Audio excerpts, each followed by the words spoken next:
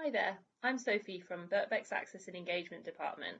This video is the second in a series we've produced to help with applying for a university scholarship or bursary.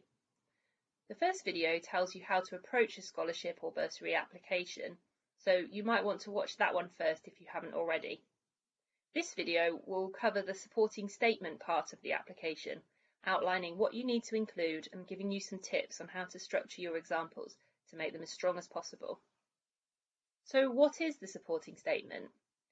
You'll usually need to complete a supporting statement for the scholarship or bursary you're applying to, which is separate to the personal statement you will have written for your application to your course at university. Scholarships and bursaries are often very competitive, and the demand is usually higher than the number of places available. The supporting statement is your chance to let the selection panel for the scholarship or bursary you're applying for know more about you and why you should be awarded one of the available opportunities. The selection panel will use the information provided in the supporting statement to inform their final selection. So what makes a good statement? It's really important to answer all the questions which are asked using examples and following the prompts provided, staying within the word count if this is given. You should always use examples which are relevant. So refer to the guidance about the scholarship to make sure you're clear what will make a strong candidate when you're selecting your examples.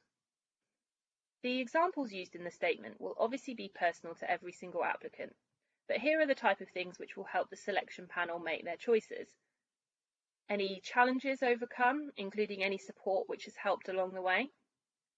Skills and experience which show your suitability for the opportunity and which would put you in a good position to be successful at university. And evidence of different ways that you've prepared for university study. This might be through doing some free online learning, for example, through FutureLearn or Coursera. It might be a formal course or programme you've done in the past. And it could be by using resources and activities available here at Birkbeck. When making their selection, the panel will look for applicants who are fully prepared for university study, understand the course and institution, have thought about how this is the right environment for them, and have considered the demands involved and have an awareness of support available. This will all require careful research and time spent looking into the options available to make sure what's on offer will meet your own career or personal goals. So how to write the statement? Allow your own voice to come through and give at least one example per question.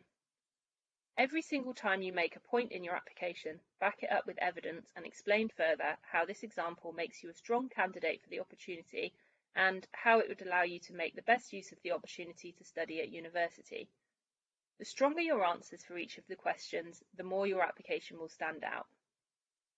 So now I'm going to show you how this technique works in practice using the acronym PEE. This first example shows how an applicant could use PEE when giving an example to demonstrate their skills. So the point here might be one of their key skills, in this case resilience. The evidence of this skill is that they have faced and overcome challenges. And then finally, the explanation could bring that together and apply it to the academic setting. So for example, in applying this to tackle issues on the course. So the finished example reads as follows. One of my strongest skills is resilience. I have faced a number of challenges in my life, including being a single parent, and have shown determination to succeed and overcome these difficulties. I could apply this approach to my studies to overcome issues which might arise during the course.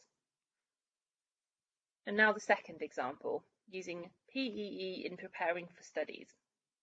Here the point is about setting aside time for preparation.